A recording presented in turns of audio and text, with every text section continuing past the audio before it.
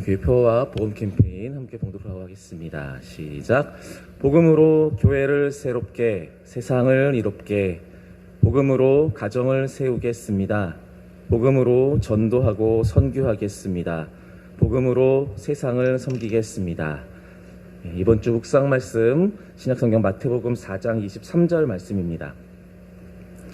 마태복음 4장 23절 말씀 우리 같이 한번 크게 보도록하겠습니다. 시작. 예수께서 온 갈릴리에 두루 다니사 그들의 회당에서 가르치시며 천국 복음을 전파하시며 백성 중에 모든 병과 모든 약한 것을 고치시니. 아멘. 우리 참된 스승 되신 그 예수님의 삶을 본받는 저와 여러분들 되시기를 바랍니다. 오늘 우리에게 준 하나님의 말씀은 신약성경 사무엘상 7장 3절로 17절의 말씀입니다.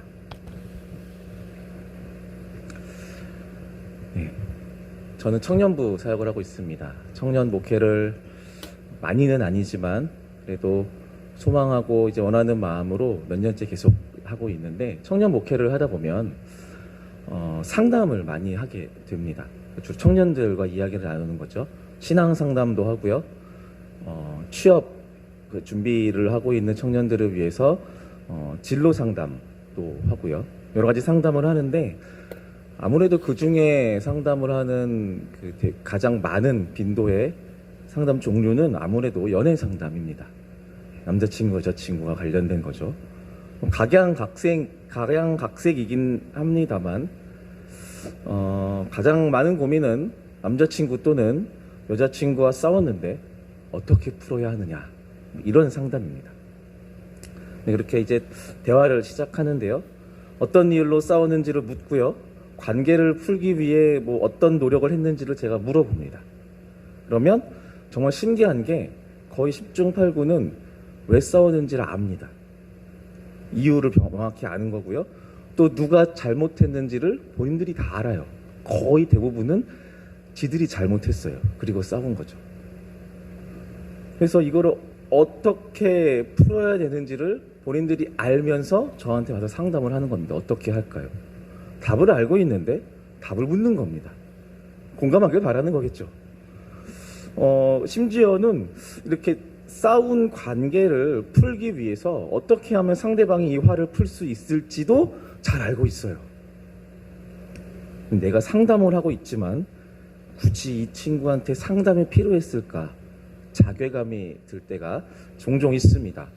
이 친구는 지금 정답을 다 알고 있구나. 그러면 제가 그런 상담 마지막에 항상 이렇게 던집니다. 야, 그걸 다 아는 사람이 그랬냐? 라고 묻습니다. 신앙생활을 하다 보면 딜레마에 빠질 때가 있습니다. 내가 기도하는 것, 그리고 그것에 응답하시는 하나님. 그런데 그 무엇보다 내가 기도하는 것보다 나를 더 잘 아시고 나를 채우시는 하나님. 그렇다면 내가 기도하는 것은 무슨 의미가 있을까? 하나님은 이미 나보다 나를 잘 아셔서 나한테 필요한 걸 채우시는데, 좋으신 하나님이시니까 그럼 나는 왜 기도하는가? 다 아시는데 나는 왜 기도를 하는가? 사실 이것에 대한 답은 수많은 묵상과 설교 메시지를 통해서 우리가 종종 들어서 알고는 있지만, 고난과 역경으로 인해서 기도할 때마다 우리 안에 드는 이 의심의 생각들을 떨쳐내는 것은 그렇게 쉬운 일은 아닌 것 같습니다. 하나님 도대체 왜 나한테 이런 일을 허락하신 겁니까? 내 상황 뻔히 아시는데 이 고난을 내게 허락하셔서 이토록 피 끓는 심정으로 기도하게 하십니까? 나 이거 아니어도 충분히 하나님 사랑하고 하나님 섬기며 살려고 했는데요. 다 아시잖아요. 근데 나한테 왜 이러시는 겁니까? 오늘 본문의 이스라엘 백성들의 심정이 아마 이것과 조금 비슷하지 않았을까 생각해 보았습니다. 이전에 하나님의 언약궤를 자기들의 욕심대로 사용하려다가 크게 혼났죠, 이스라엘이요. 그리고 하나님의 은혜로 언약궤가 다시 돌아와서 그것에 감사하고 이제 하나님의 뜻에 합한 삶을 살겠노라, 이렇게 결단한 이유입니다. 회심한 거죠. 회심한 이후에 그런데 그들의 상황, 그들이 처해 있는 실제 삶의 상황은 나아진 게 하나도 없는 겁니다.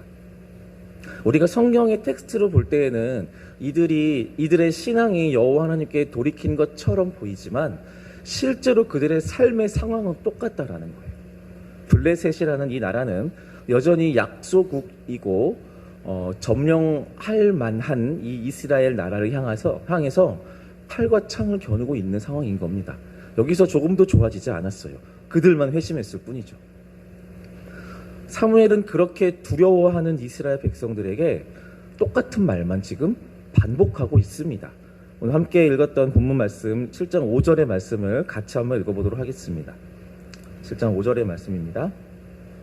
시작. 사무엘이 이르되 온 이스라엘은 미스바로 모이라. 내가 너희를 위하여 여호와께 기도하리라 하매. 기도하겠다는 겁니다. 사무엘은 이거예요. 기도할게. 블레셋이 하나님의 치시는 손에 의해 물러간다든지 또는 하나님께서 내게 말씀하셨는데 우리 민족 이스라엘 너희들을 향해서 어떤 것을 보장했어, 어떤 약속을 하셨어, 이런 말을 하는 것이 아니라 그냥 기도하겠다라는 겁니다. 이스라엘은 이러한 반복적인 사무엘의 이야기, 사무엘의 하는 이 결단에 즉각 화답합니다. 그 다음 절인 6절의 말씀 계속해서 이어서 읽어보겠습니다. 시작. 그들이 미스바에 모여 물을 길어 여호와 앞에 붓고 그날 종일 금식하고 거기에서 이르되 우리가 여호와께 범죄하였나이다 하니라.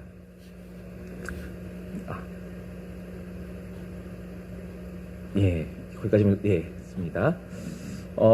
보면은 사무엘이 기도할게라고 얘기하고요. 이스라엘 백성들이 그 이야기를 듣고 알겠습니다. 저희가 회개하며 금식하며 감치 기도하겠습니다. 우리가 잘못했습니다. 라고 회개하며 나아가고 있습니다.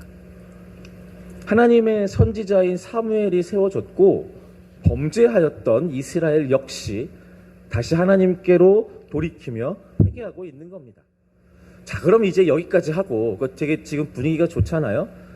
그들의 삶에 우환이 있고 그것을 보고 사무엘이 기도하겠다, 그 무리의 리더가 기도하겠다라고 하고 그 무리가 리더의 말에 화답하면서 우리가 함께 기도하겠습니다 라고 하면 되게 지금 분위기가 좋잖아요. 그럼 이 상황에서 그들에게 처해 있는 우환이 사라지면 딱 좋을 것 같습니다. 블레셋이 물러가면 딱 좋겠죠. 그런데 상황 더 악화됩니다. 그 다음 절 7절의 말씀 같이 읽겠습니다. 시작. 이스라엘 자손이 미스바에 모였다 함을 블레셋 사람들이 듣고 그들의 방백들이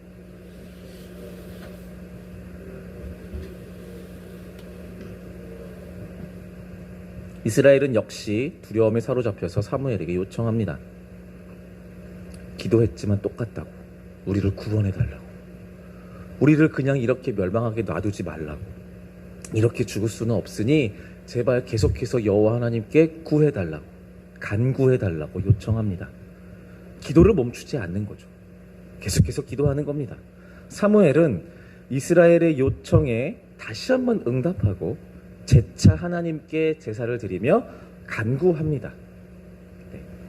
삶의 상황이 나아지지 않았지만 끊임없이 기도하는 자세로 사무엘과 이스라엘 백성들이 하나님께 나아갔고요. 그것에 대한 결과가 10절에 기록되어 있습니다. 10절의 말씀 같이 읽겠습니다. 시작. 번제를 드릴 때에 블레셋 사람이 이스라엘과 싸우려고 가까이 오매 그날에 여호와께서 블레셋 사람들에게 어지럽게 하시니 그들이 이스라엘 앞에 패한지라. 자, 이렇게 되면은 이제 독자인 저와 여러분들이 기대하고 원했던 결과가 이렇게 나온 겁니다. 하나님의 도우심으로 블레셋 군대, 그들이 이스라엘 백성들이 처해 있던 고난과 우환에서 해방되었습니다. 찬양할 일이죠. 근데 이 장면에 우리가 이 이야기의 초점, 그 주제가 무엇일까, 어떤 것이 포인트일까, 이런 것들을 찝어낸다고 했을 때 하나님께서 기도했더니 하나님께서 응답하시고 구원하셨다. 자, 이것을 그냥 포인트로 볼 수 있는데요. 절반은 맞고 절반은 틀렸습니다. 정확히 말하면 우리가 하나님께 기도하는 것과 하나님께서 우리를 구원해 주시는 이 두 가지는 별개입니다. 자, 잘 들어보세요. 우리를 먼저 사랑하시는 하나님은요, 지금 우리가 처해 있는 고난과 우환으로 인해 우리가 그대로 멸망하게 내버려 두지 않으십니다. 우리는 그 하나님을 믿는 사람들이에요. 하나님은 어떻게 해서든 먼저 움직이셔서 우리를 구원하실 생각이십니다. 그래서 우리는 하나님을 사랑의 하나님이라고 부르고 찬양하는 거예요. 자, 그러면 우리는 기도는 왜 하느냐? 우리와 기도와 상관없이 하나님께서 우리를 구원하신다면 우리는 왜 기도하느냐? 이 해답은 오늘 본문의 12절에 기록되어 있습니다. 12절의 말씀을 같이 읽어보겠습니다. 시작.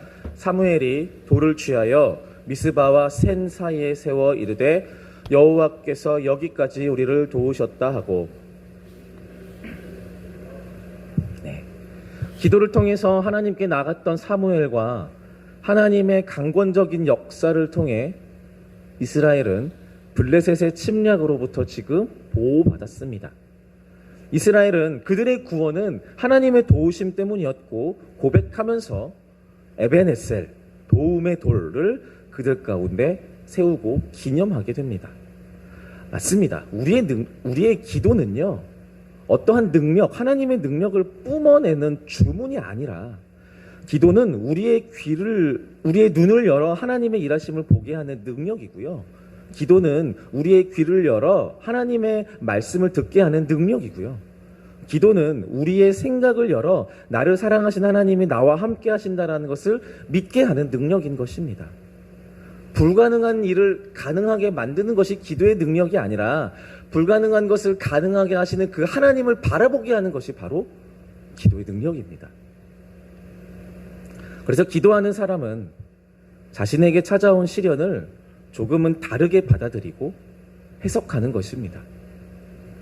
이 고난을 이겨내기 위해서 더욱 힘내서 기도하겠다가 아니라 이 고난 속에서 분명히 일하고 계시는 그 하나님의 형상으로부터 내 시선을 떼지 않기 위해, 비록 고난 중이지만 지금 이 상황에서 내게 말씀하시는 그 하나님의 음성을 단 하나도 놓치지 않기 위해, 하나님이 임마누엘의 그 하나님이 나와 함께 하신 하나님이라는 이 믿음을 의심하지 않기 위해 기도하는 것입니다.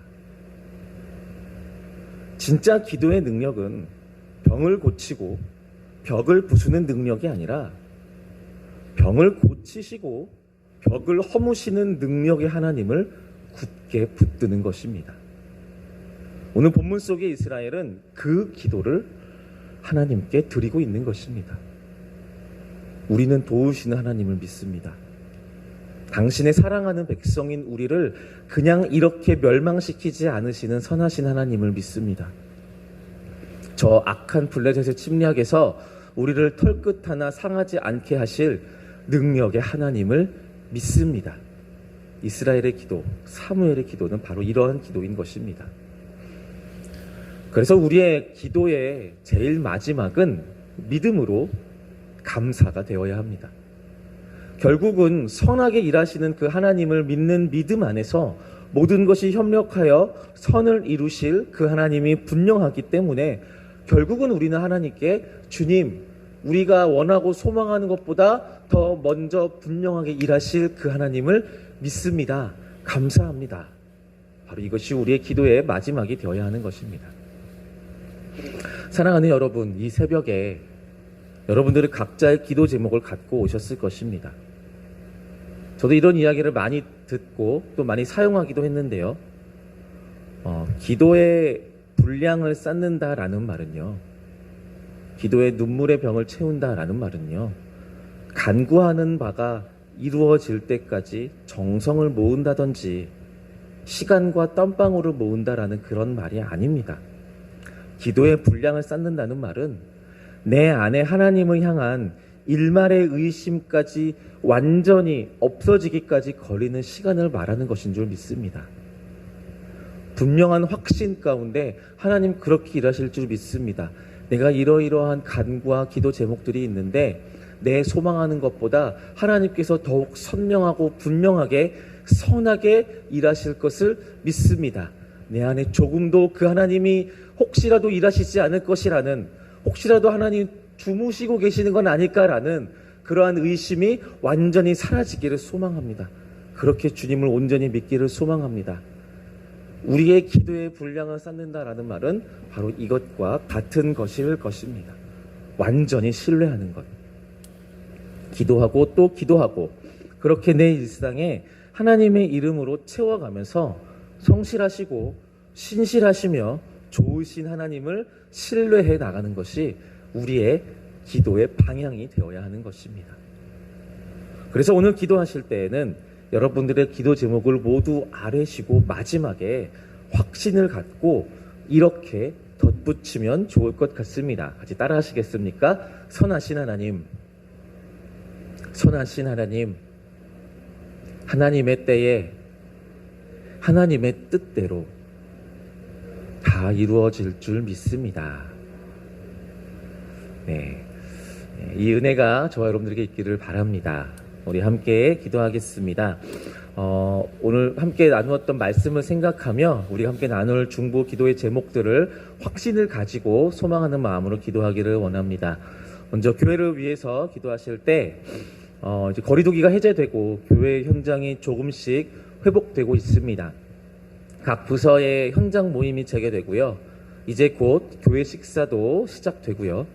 또 무엇보다 우리 사랑하는 자녀들인 교육부서의 아이들 또한 정말 오랜만에 현장 예배로 발걸음을 옮겨가고 있는 시기입니다. 그리고 다들 아시겠지만 그만큼 실제로 교회 현장 안에서 봉사하는 손길도 많이 필요로 하는 시기가 되었습니다. 기도하실 때 하나님께서 기뻐하시는 이 교회의 사역을 행하는 것에 부족함이 없도록 주께서 마음 주시는 한 사람 한 사람이 세워지게 하여 주옵소서. 한 사람에게 사역이 과중되는 일이 없도록 인도하시고 또 섬기는 한 사람 한 사람들이 지치지 않도록 영적인 힘을 불어넣어 달라고 중보하며 기도해 주시기를 바랍니다. 특별히 이제 진행될 우리 영신교회 사역을 위해서 기도해 주실 때 6월 첫째 주일은 모두 환영한 데이이자 저희 영신교회 창립 기념 주일입니다. 이 행사에 모든 영신의 교우들이 기쁨으로 행사들에 참여하게 해달라고 기도해 주시고요. 특별히 당일 오후에 있을 장로 임직식이 교회의 축제가 되고 임직받는 분들의 마음이 하나님께 더욱 합하여지는 시간이 되게 해달라고 기도해 주시기를 바랍니다. 교회를 위해서 기도해 주시고요. 또 이어서 기도하실 때 나라를 위해서 기도해 주시기를 바랍니다. 이제 시작된 새 정부의 일들이 순조롭고 잘 진행될 수 있도록 기도해 주시고 무엇보다 나라의 크고 작은 일들이 특별히 이 땅 가운데 낮고 어려운 사람들을 향할 수 있도록 지혜 달라고 기도해 주시기를 바랍니다. 또 사람을 세우고 나라를 세우는 일에 여야가 합치하여 갈등 없이 이 시간들을 보낼 수 있기를 위해서 기도해 주시기를 바랍니다. 또 특별히 한 가지 더 기도하겠습니다. 오늘은 5.18 광주 민주화 운동 기념일입니다. 민주주의와 대한민국을 위해 목숨을 아끼지 않고 대항하였던 그 광주 시민들의 희생을 기억하고 또 여전히 그 상처를 안고 살아가는 관련된 모든 유가족들의 삶 위에 하나님의 위로가 임하도록 무엇보다 역사가 왜곡되지 않고 단죄받을 사람들이 단죄받는 정의가 세워지는 나라가 되도록 위해서 기도해 주시기를 바랍니다. 우리 교회를 위해서 나라를 위해서 함께 기도하실 때 주님의 이름 한번 크게 부르고 같이 기도하겠습니다. 주여